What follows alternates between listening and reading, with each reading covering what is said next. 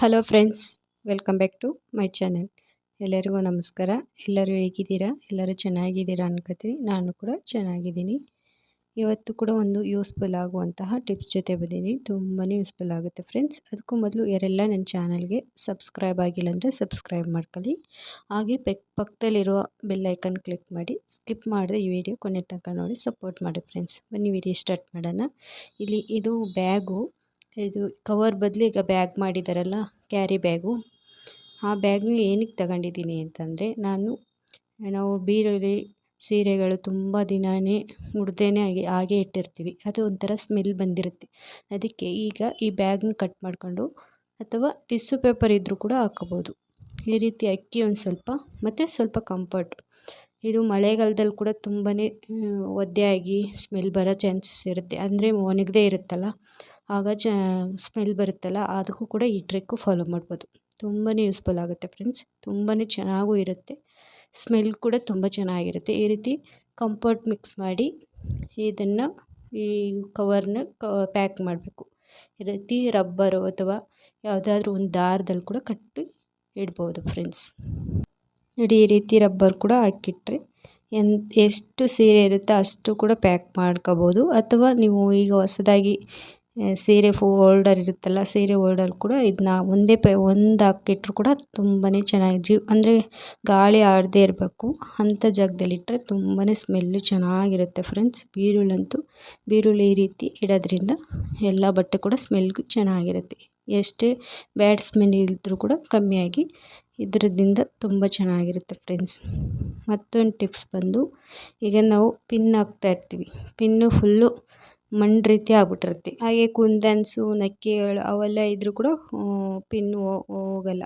Safety pin ಆಗಲ್ಲ. ಅದಕ್ಕೆ ನಾನು ಈ ರೀತಿ ನೋಡಿ, ಇಲ್ಲಿ ವೀಡಿಯೋದಲ್ಲಿ ಏನು ತೋರಿಸ್ತಾ ಇದ್ದೀನಿ ನೋಡಿ, ಹೋಗಲ್ಲ. ಅದು ನೆಕ್ಕಿಗಳಿರುತ್ತೆ ಅಥವಾ ಕುಂದನ್ಸ್ ಇದ್ದರೆ ಈ ರೀತಿ ಹೋಗದೇ ಇರೋದಕ್ಕೆ ಈ ಒಂದು ಟಿಪ್ ಫಾಲೋ ಮಾಡೋದ್ರಿಂದ ತುಂಬಾ ಯೂಸ್ಫುಲ್ ಆಗುತ್ತೆ ಫ್ರೆಂಡ್ಸ್. ಇದು ಕೂಡ ಚೆನ್ನಾಗಿರುತ್ತೆ. ಟ್ರೈ ಮಾಡಿ ನೋಡಿ. ಈ ಥರ ಸ್ಟ್ರೈನರ್ ಇರುತ್ತಲ್ಲ, ಟೀ ಸೋಸೋದು ಇರುತ್ತಲ್ಲ, ಅದಕ್ಕೆ ಈ ರೀತಿ ಅಂದರೆ ಸ್ಟೀಲ್ ಆಗಿರಬೇಕು.